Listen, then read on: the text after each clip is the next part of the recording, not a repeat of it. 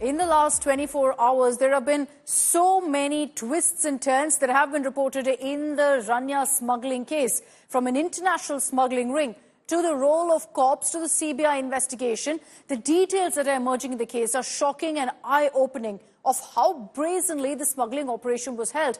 Let's begin by telling you all about the alleged role of cops in the smuggling racket, particularly in helping Rania get out of the Bengaluru airport completely unnoticed. And this is something everyone had their eyes on. There was a suspicion that she got help. And that's why the Karnataka government has now confirmed that the CID will probe how exactly cops helped Rania, if they did, and if a family connection actually helped. Now, there are several angles, let's break those down for you, that the Karnataka CID will be investigating. First, about why a constable identified as Basuraj, actually escorted Rania out, even on the day that she was nabbed red-handed with, in fact, that 14.8 kilos of gold strapped onto her. She had a constable with her. So why was he helping her? Was he getting something, or was this just him following what is considered to be procedure? How did Ranya go ahead and drop repeatedly her DGP father's name? What did she use it for? How did she exploit the connection that she had with her father, her stepfather, who is a DGP rank officer, Ramachandra Rao? And so, when she dropped his name repeatedly, the question that obviously arises here is whether he too was involved in the crime. Did he know what Rania was up to? Did he know that, this was what she was using his name for, to get these perks in the airport? And was he also involved? So this is something that they will look into. The cops will be looking into all of this. The CID is investigating it. The first angle that I spoke about, Constable Baswaraj, who attempted to escort Rania out of the airport the day she was caught. Rania had called Constable Baswaraj before boarding the flight from Dubai. Baswaraj told Rania that he had to accompany another guest as part of his protocol duty. Rania but pressurized him, saying, "I need an escort," told him he must be there when she lands, so he accompanied her. Based on this particular statement that's coming from the constable, which is with the officials right now, it does seem like the constable wasn't involved, but merely doing his duty, because she is the daughter of a DGP rank officer. But before he gets a complete clean sheet, there will, of course, be a detailed investigation. The other question that comes up here, the other glaring question, is what about the stepfather DGP? Was he involved? Well, during the investigation, reports indicate that clearly Rania misused VVIP protocols that she had, in fact, at the airport to facilitate this illegal act. And she misused it for months together for the last 1.5 years. Additionally, she also allegedly used her father's name, DGP rank officer Ramachandra Rao, to get VIP treatment at the airport, to gain access to high-level protocol services at the airport. That's how every single time with an escort, she wasn't checked. She went past customs, she evaded all possible security checks by referring to her father, and then would carry out smoothly this kind of smuggling operations. So overall, these are the angles that are being probed when you look at really the police's role. First, the role of the stepfather DGP, Ramachandra Rao.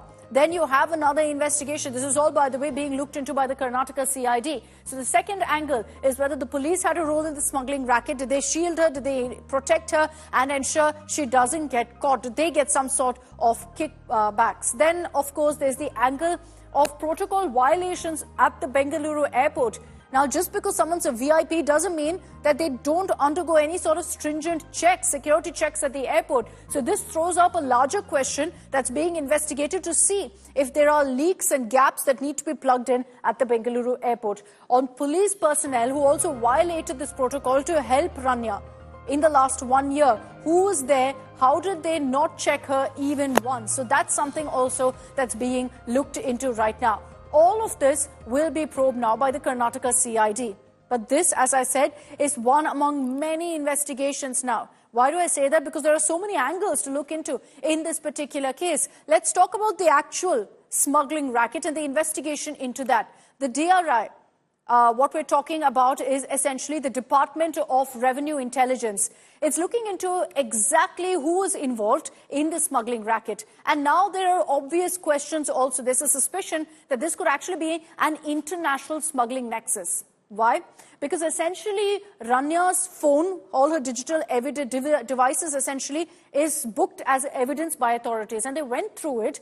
They found contact details of people based in Dubai, of people based in Malaysia as well, which is what's led to speculation about whether this is an international smuggling ring that's been busted. We still don't know who her contact person was in Dubai. We still don't know if there is a link to Malaysia, but these contact numbers has led to curiosity, and it's an angle that the DRI, which is the main investigative body right now, is also not ruling out and is looking into to identify who is the person who was providing this gold, who was buying it off of her, what was she doing with all of this gold. Obviously, it's a big ring, a big racket that needs to be exposed. And so there's a possibility that this isn't just limited to India, but there are other people also involved in the smuggling racket, based perhaps in Malaysia and, of course, clearly based in Dubai, looking at the number of trips that she's made to Dubai in the last 1.5 years.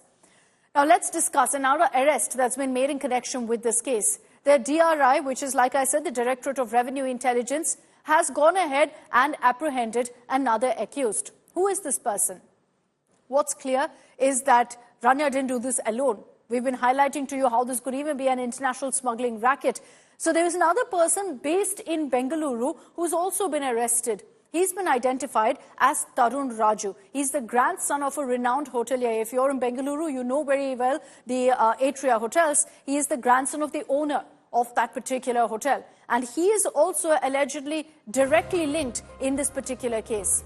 Well, essentially, right now, both Ranya and Tarun Raju are in custody. Officials are yet to release details of really Tarun and how he looks, but he has been arrested yesterday formally. First, he was questioned and then taken into custody. Suspected to be a key conspirator. How did his role come to the fore? Well, essentially, Ranya's digital devices, like I said, is with officials. So when they checked her call records, they found that Tarun Raju was involved, and particularly timed to her Dubai visits, which is what got them suspicious. Then they also figured that he was actually a part of some of the visits that she made to Dubai. She also contacted Tarun to smuggle the gold, and they were close friends for many years. Reportedly, there was some strain in their friendship, but they remained business partners. And by business partners, I mean that they worked together to continue to smuggle all of this gold. So the smuggling operation continued. Dubai, Malaysia contacts have been found on her phone. There's a big question mark on that.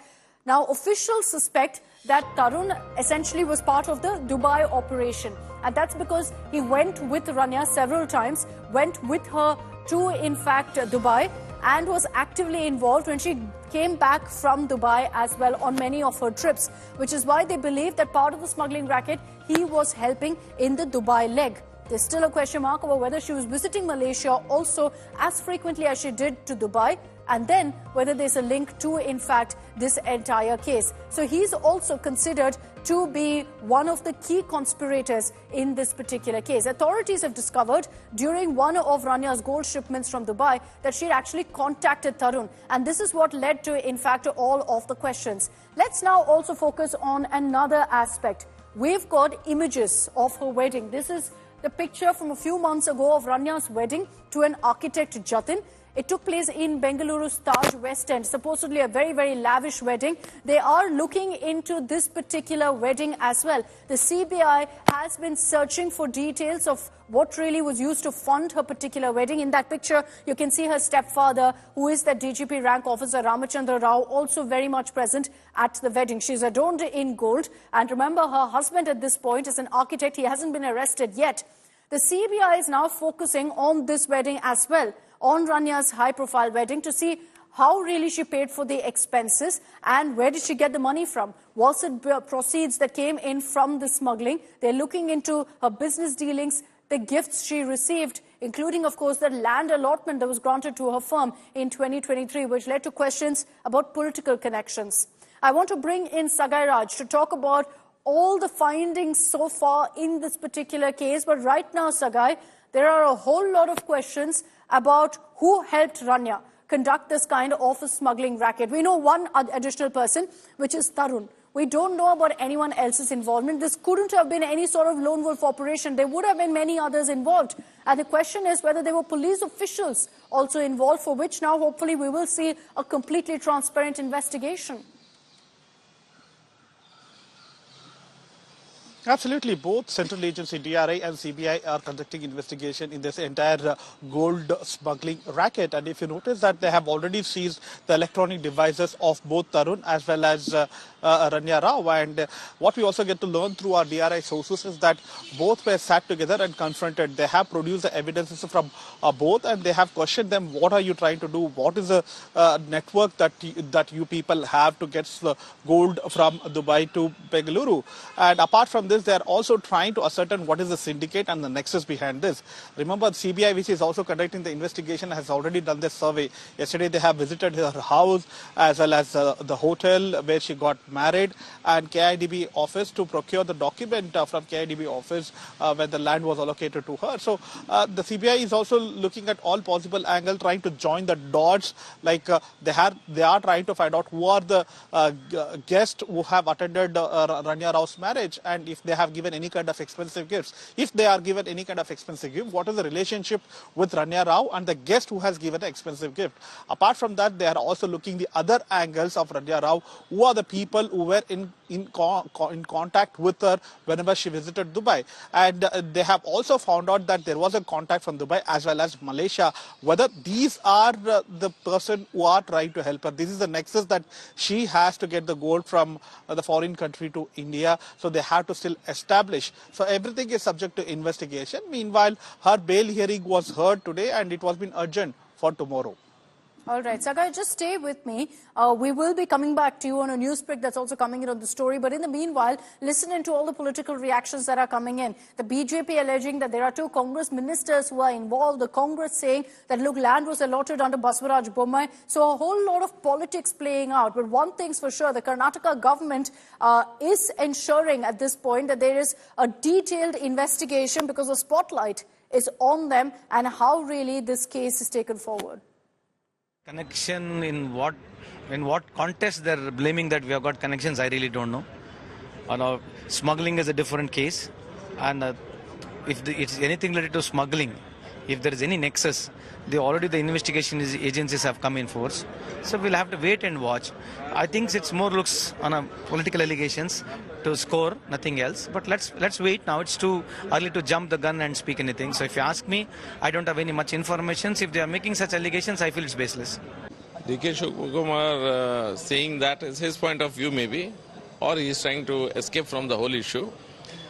Police giving protocol to a gold smuggler is not a political issue. It's a failure of law and order in the state, and how the police force is being misused for gold smuggling. That is the issue. It is not a political issue. Do you think that this whatever smuggling, what these people are speaking, will anybody even forget about Congress? Even BJP or JDS, will they get involved in this kind of scandals? Naturally, they want to paint some kind of negative pictures. I don't think so. We need to give importance. Anyway, CBI is also coming into the picture. Let them investigate. Let them give the clarity to the Karnataka people. We are also waiting for that. Are fully supporting Ranya Rao, or we don't expect a protocol and no frisking for that lady who repeatedly visited Dubai and other foreign countries. And every time when she had come back to Bangalore, police security was given. There was no frisking.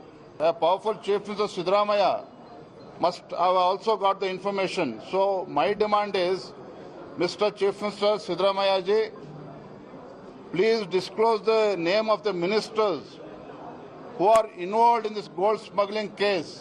Gold smuggling में कौन इसके पीछे है, ये अकेला कर नहीं सकता. कहाँ लेके बेचता था वो भी जांच होना. उनके पीछे कौन है वो भी जांच होना. सभी जांच होने के बाद मालूम होगा. बड़ा रिपोर्ट आया है 2 मंत्रियों के बारे में. कौन है 2 मंत्री, उसको बारे में भी जांच होना. That's a small criminal activity. Do you think any minister would be involved in that? Why do a minister get involved in small criminal activity? Okay, of some smuggler smuggling some amount of gold from some foreign country. This is too derogatory. I don't think so. BJP should stoop to this level. Anyhow, their government in the center is controlling the investigation. Let them come out fairly.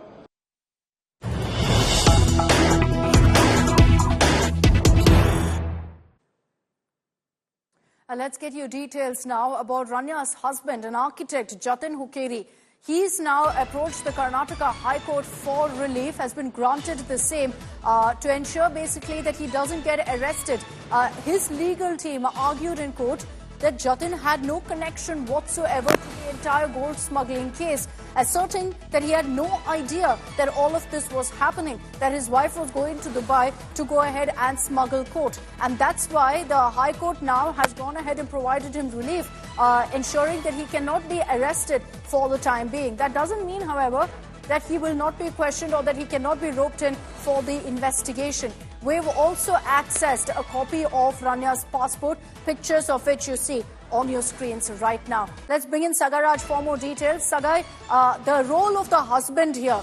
There are questions about whether he was involved. The court has given him relief because he maintains he has absolutely nothing to do with this gold smuggling case. But there will be questions about whether he had no clue. She made 27 trips in the last 2 months alone. Surely he must have known something's up.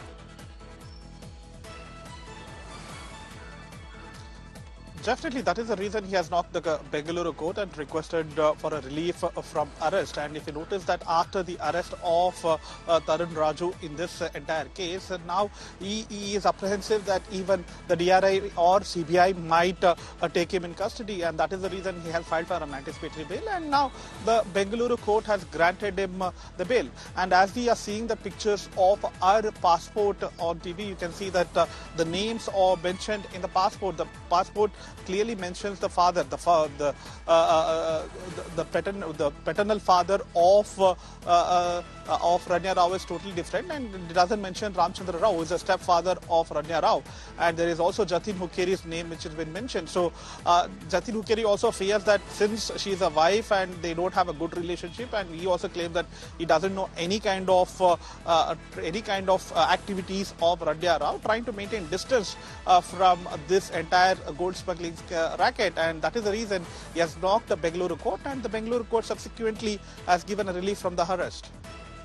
All right, Sagai, thanks for the moment for joining us with those details. Whether her husband is actually involved or not is a matter of investigation for now, but he's ensuring that he cannot be arrested, maintaining that he is not involved directly at all in this particular case, had no idea about Ranya's doings or the fact that she was involved in this kind of a smuggling racket. Then who really was helping her out? One person besides Ranya has been identified to be Tarun Raju, supposedly her good friend / business partner. Beyond that, who else is involved in the smuggling racket? In the days to come, with the investigation progressing, we hopefully will have those answers.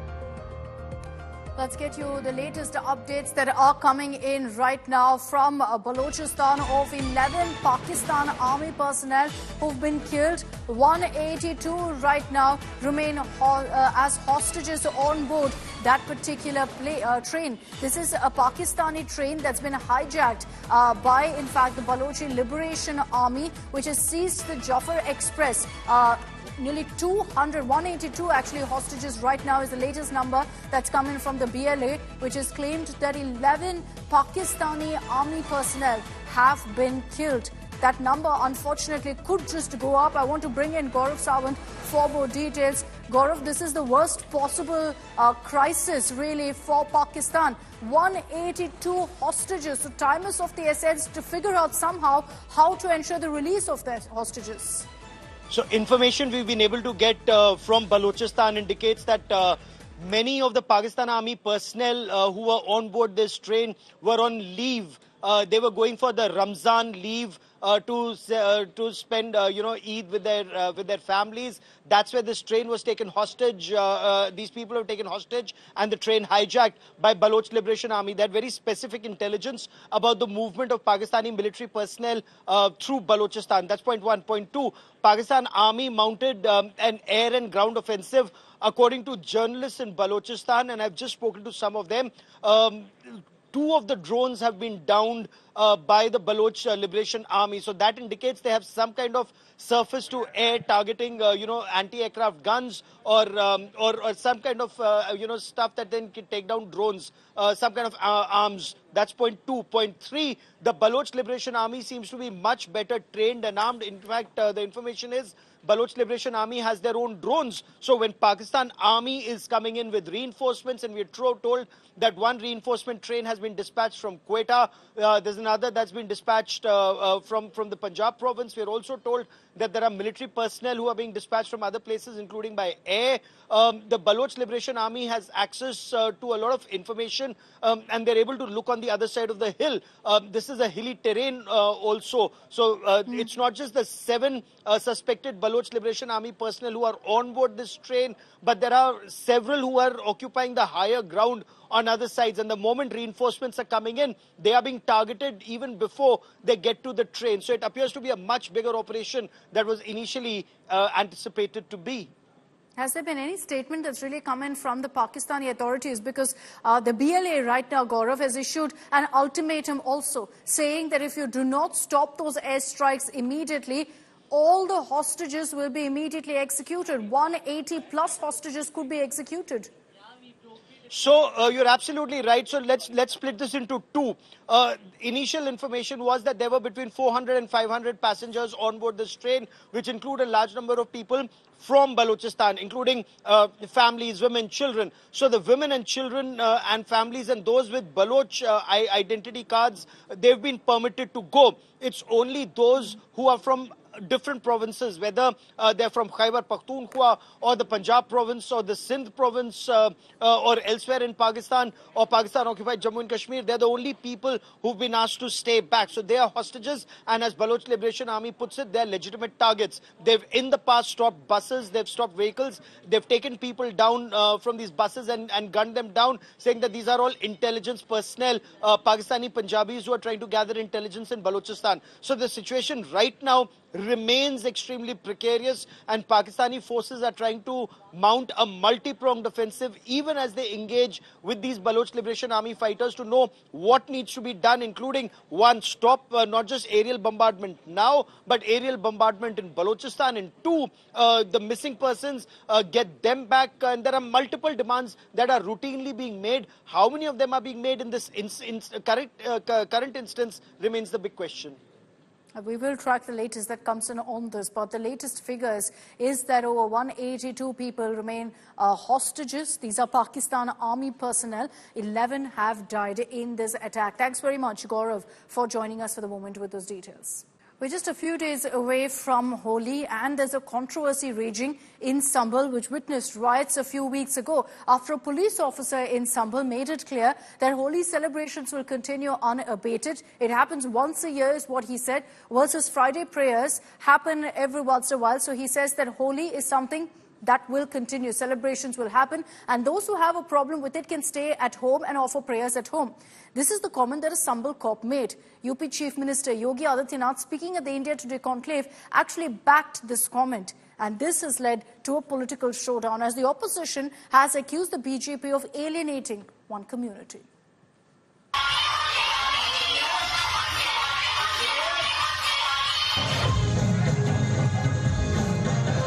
मुस्लिमों से भी सबसे यही अनुरोध है, उस जगह ना आए। यदि आप रंग एक्सेप्ट नहीं कर सकते तो उस दिन आप ना आए। A Istanbul police officer's call to Muslims to stay at home on Holi triggers controversy. This year, Holi is coinciding with Friday namaz. In order to maintain peace, the police officer suggested Muslims should stay at home if they are uncomfortable with Holi celebrations. मुस्लिमों से भी सबसे यही अनुरोध है, भाई अपना आप यदि उसे एक्सेप्ट नहीं कर सकते तो फिर आप वहां ना, उस जगह ना आए। यदि आप रंग एक्सेप्ट नहीं कर सकते तो उस दिन आप ना आए, क्योंकि साल में 52 जुम्मे होते हैं और होली का एक दिन है। जैसे पूरे साल ईद का इंतजार करते हैं, तो हिंदू पक्ष भी होली का इंतजार करता है पूरे साल में। तो ये बहुत प्यार का त्योहार है, तो शांति से ये निपटना चाहिए, और जो लोग इसमें उपद्रव पैदा करेंगे तो उनकी बख्शिश नहीं होगी किसी भी हालत में। Uttar Pradesh Chief Minister Yogi Adityanath backed the police officer. Holi साल में एक बार में पढ़ती है और जुमे की नमाज तो हर सप्ताह पढ़नी है। स्थगित भी हो सकती है, कोई बाध्यकारी तो है नहीं कि होना ही होना है, लेकिन अगर कोई व्यक्ति पढ़ना ही चाहता है तो अपने घर में पढ़ सकता है। आवश्यक नहीं कि वह व्यक्ति मस्जिद में ही जाए। या तो जाना है तो फिर रंग से परहेज न करें। अगर रंग से किसी को परहेज है तो अच्छा होगा। और पुलिस अधिकारी ने यही बात समझाई। और ठीक है, जो हमारा वो पुलिस अधिकारी है वह पहलवान रहा है, अर्जुन अवार्डी रहा है, ओलंपियन है, पूर्व ओलंपियन है, तो अब पहलवान की बात है तो पहलवानी की तरह बोलेगा तो थोड़ा कुछ लोगों को बुरा लगता है, लेकिन सच है, उस सच्चाई को स्वीकार करना चाहिए। The Samajwadi Party called the police officer's statement unconstitutional. CO साहब को मेरा सलाह है कि आपको बहुत शौक है पॉलिटिकल स्टेटमेंट देने का, ध्वजवाहक बनने का, गदावाहक बनने का, तो खाकी के साथ क्यों अन्याय कर रहे हो? कोई मजबूरी तो है नहीं, खाकी उतार दो, गेरुआ पहन लो, खादी पहन लो और आकर एक और अपनी नफरत की दुकान खोल लो, राजनीति करो भाजपा के। जो संविधान में व्यवस्था है वो व्यवस्था रहनी चाहिए। बाबा साहब भीमराव अंबेडकर का जो संविधान है और संविधान में प्रदत्त जो राइट्स हैं, फंडामेंटल राइट्स हैं, अधिकार हैं, उसको किसी प्रकार का छेड़छाड़ करने की इजाजत नहीं होनी चाहिए। इसके लिए हम लोग संघर्ष करेंगे। Meanwhile, Rangbhari Ekadashi was celebrated under police cover in Istanbul on Monday. Strict security measures were put in place, keeping in mind the riots last year that left 5 people dead. With Samat Shivastav in Istanbul, Bureau Report, India Today. That's all we have time for in this edition of Super 6. Thanks very much for tuning in.